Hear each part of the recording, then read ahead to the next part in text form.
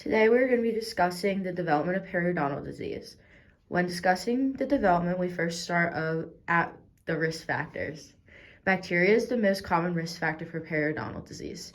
Some other risk factors may include genetics, systemic diseases, which include diabetes, and medications. Habits, self-care, and diet are also other risk factors. Some habits could be smoking, self-care could not be going to the dentist regularly, and diet can include soda and too much sugary foods and drinks. Social atmosphere is another risk factor, which can include someone's social economic class and their culture. Now we'll be discussing the development of periodontal disease. Up in the right-hand corner, you can see our key for the initial lesion stage. So the initial lesion stage is when bacteria colonization happens near the gingival margin.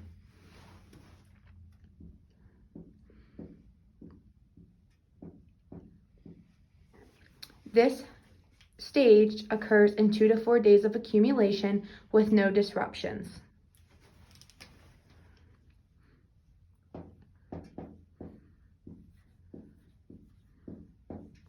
During this stage, increased vascular dilation occurs.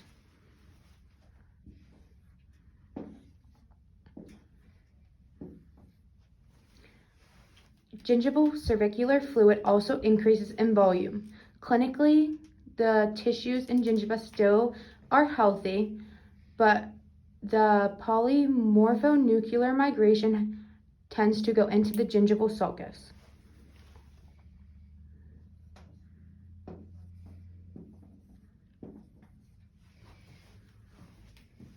Successful host response would be the bacteria is destroyed. If the host response is not successful, it will cause early gingivitis to develop. Now we are in the early lesion, early gingivitis stage. In this stage, you can see we added more T cells, macrophages, and cytokines into our key. In this stage, C. gingivalis and S. oralis are two bacteria risk factors for early gingivitis. C. gingivalis is a rod and it's gram-negative, and S. oralis is a cocci and it is gram-positive. This stage occurs with 4 to 7 days of biofilm accumulation. In this stage, maturation continues of the biofilm, toxins, and byproducts that penetrate the junctional epithelium.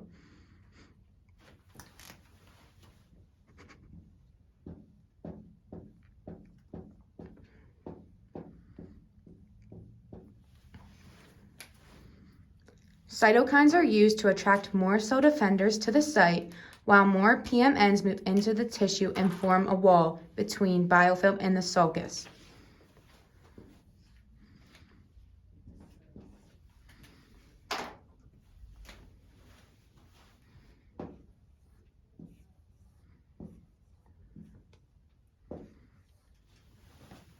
More tissue is destroyed.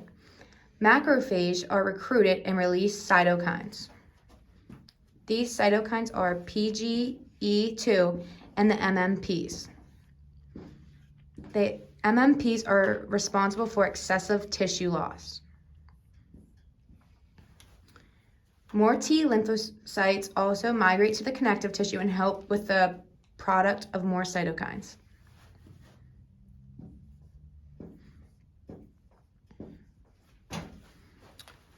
In this stage, 60 to 70% of collagen loss occurs. Redness of the gingival margin is also seen.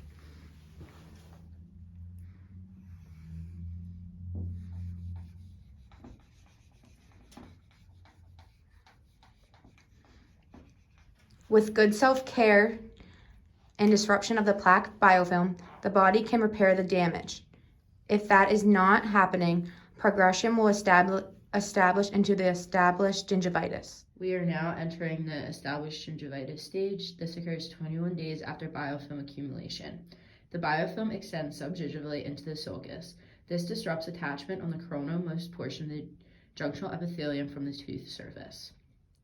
There is an influx of cytokines that recruit more PMNs, macrophages, and lymphocytes. These continue in assisting the immune system by fighting off the bacteria that is in the sulcus. The plasma cells, or otherwise known as leukocytes, produce antibodies to try to control the bacteria to help the connective tissue that is destroyed.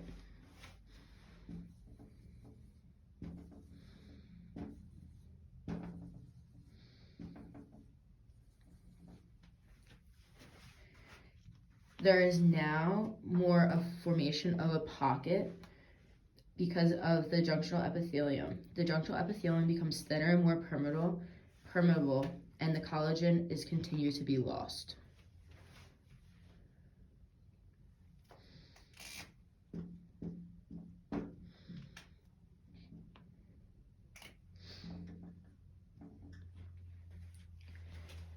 During this stage, more features of gingivitis are evident.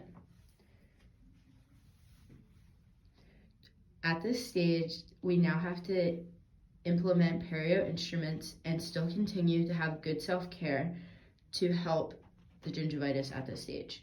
If gingivitis continues to progress, it can turn into periodontitis. There is no set time frame for gingivitis to turn into periodontitis. We are now in the advanced lesion periodontitis stage. In the key, we have added osteoclast. In this stage, bacteria that may be in the mouth are T. forsythia, P. gingivalis, and P. intermedia. These bacteria are rods and they are gram-negative. As stated, there is no set time frame for gingivitis to turn into periodontitis. But in the periodontitis stage, when it occurs, plaque biofilm spreads laterally as well as apically along the root surface.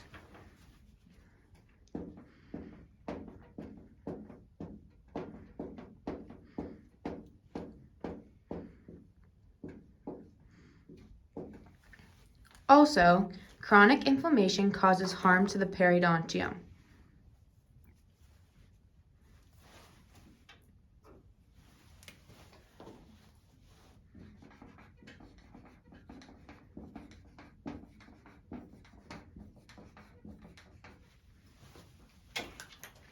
Cytokines are produced from the PMNs, macrophages, and epithelial cells.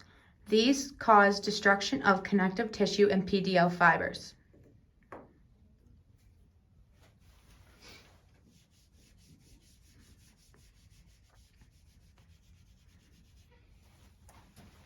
As you can see, we erase the PDL fibers to show the destruction of them. Then macrophages produce PGE2s and MMPs, which increase the amount of cytokines. These cytokines then destroy the alveolar bone. The alveolar bone is now going to be erased and decreased. The resorption of the crest of alveolar bone occurs when the PGE stimulate osteoclasts. Osteoclasts are the ones that eat and reabsorb the bone.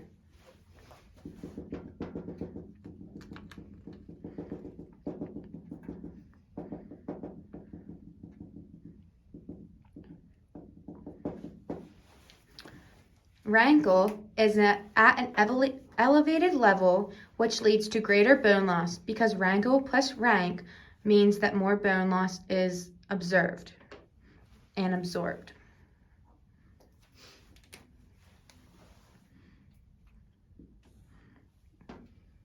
The bone loss will now be decreased even more. The gingival pocket becomes a periodontal pocket and the destruction overwhelms any repairs. Now, clinical signs of periodontitis are more evident. You can see bleeding when probing, bone loss and efforication, and you can also see increased mobility of the tooth. These changes are not reversible. Because these changes are not reversible, chronic inflammation continues in the periodontium. Even though this stage is not reversible, self-care and seeing a periodontist is important to help stabilize the disease in the periodontium. These are the stages of the periodontal disease.